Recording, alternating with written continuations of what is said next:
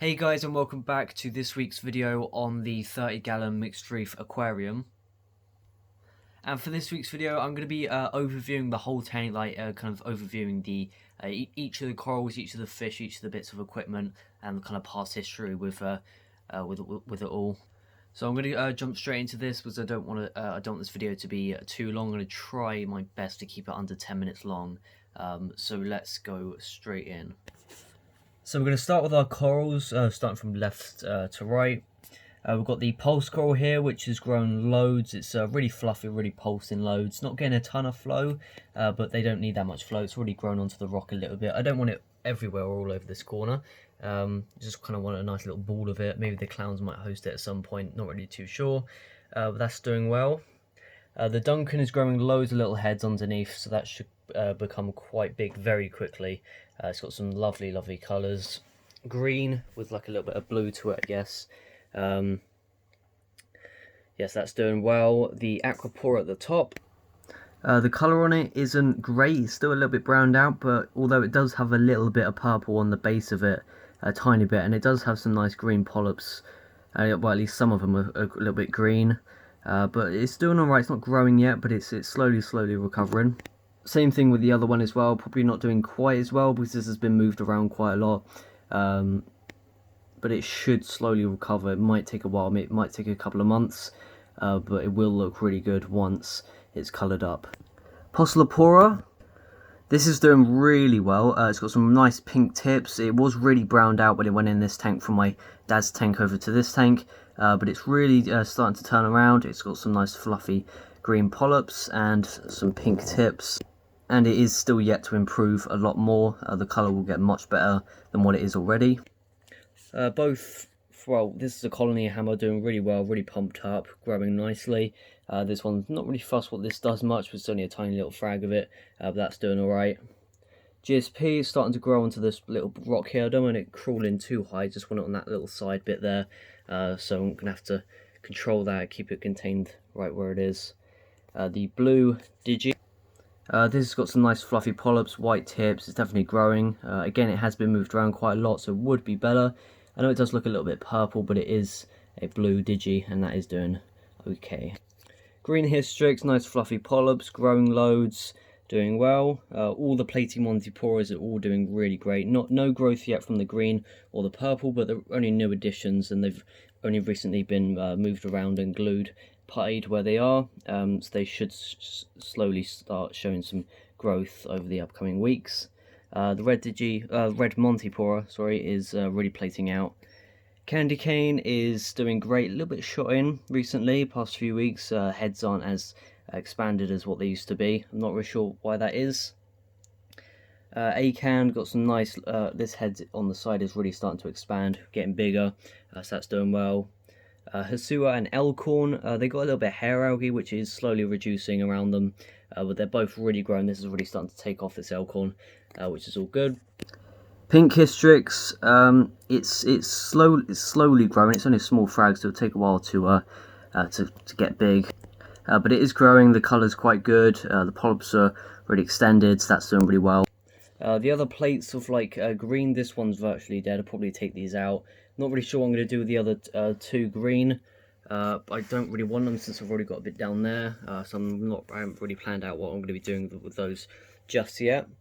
Red Digi, although it does look orange, but it is red Digi. Really growing, really fluffy polyps. Definitely improved since the dosage of AB+. And all the zoas are doing great. A little bit of sand in this one, as you can see. I'm going to have to pump through it in a bit.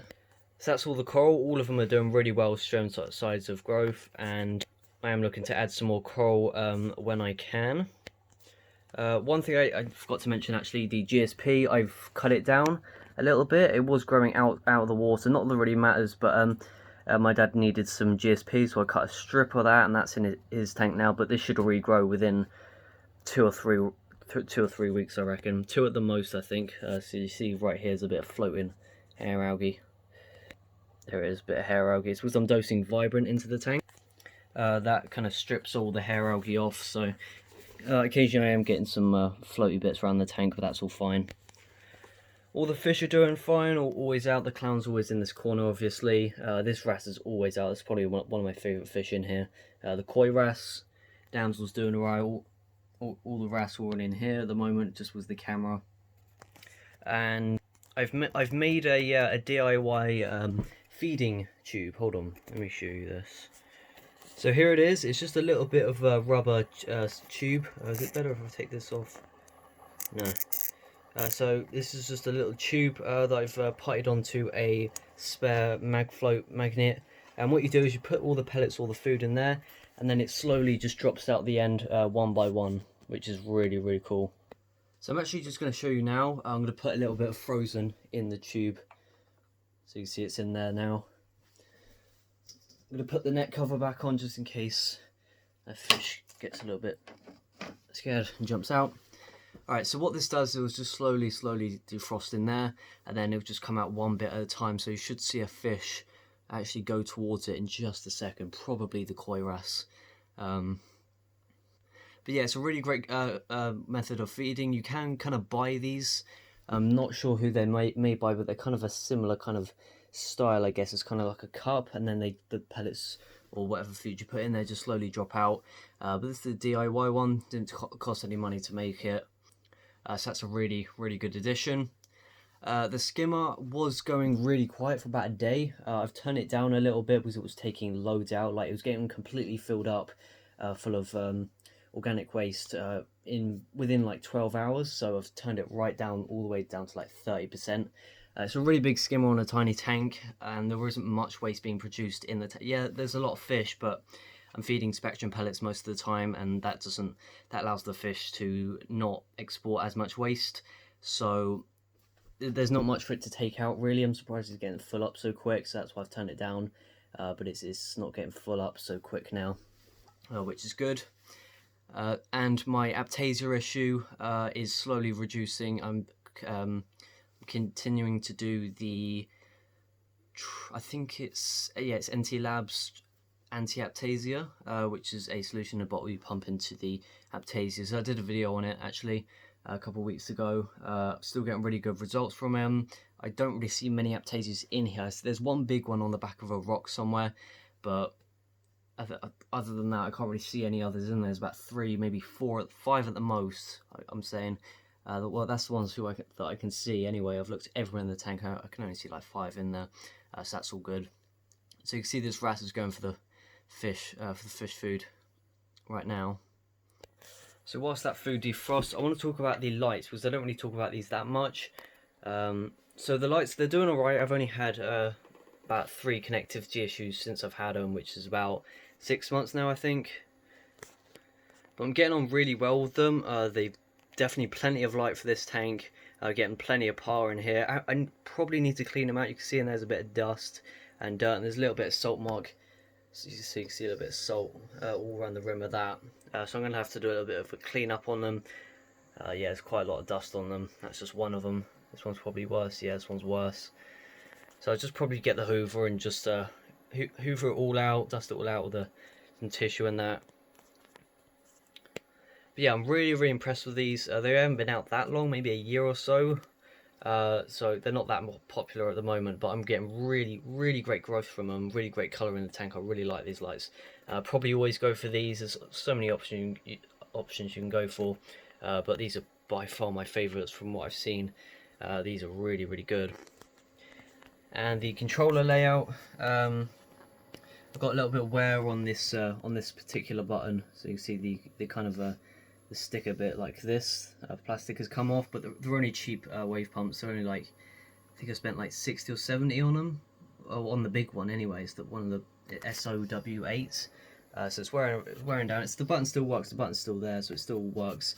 You can see it still goes up. I have it on half power during the day, but just got it on the first slot so the corals expand a little bit more and the fish come out. Is this defrosted yet? It's getting there. It takes quite a while. The skimmer's off at the moment because I'm feeding, make sure no food goes down the overflow. And I've slightly raised up the temperature towards 25 because it was at like 24.5. So I've raised it up a little bit just to make sure it's not too cold in there. It's not really going to make it a massive difference, but just want it a little bit warmer in there. And I have one piece of quite big good news actually that's going to be making a huge improvement to the tank, and that is over probably this weekend. I'm going to go over to kind of London area, kind of like southwest London area, because there's this guy who's got a I think it's about a 250 litre tank, and he's got loads of acros, loads of SPS corals that he's fragging down, and he's just getting rid of them for free. So we're gonna go down there, me and my dad, and so annoyingly, it's like a 2 hour trip. So, but that's 2 hours there, 2 hours back, probably an hour whilst we're there. So it's probably about a 5 hour kind of road trip. So it's a long way, but it's going to be, I mean, it's free coral pretty much, and it's quite expensive coral to get. I do want quite a lot of aquaporals in it, not loads, but would like to try 4 or 5 of them. I've already got 2 in here. I mean, they're both exactly the same, but they're not doing great at the moment. Slowly improving, but I would like to get some more coral in here, especially if it's free as well. So in the next video, you'll probably see some more SPS corals in here, which will be really cool. So I've already gone over 10 minutes. We're already over 11 minutes, so I'm going to end the video here, and next week will probably be another update, and then the week after that I'm thinking of doing another update on my dad's tank, because I haven't done one of those in quite a while, and it would be kind of cool to catch up on that as well. So I'll see you guys next week with another video on this tank. Bye.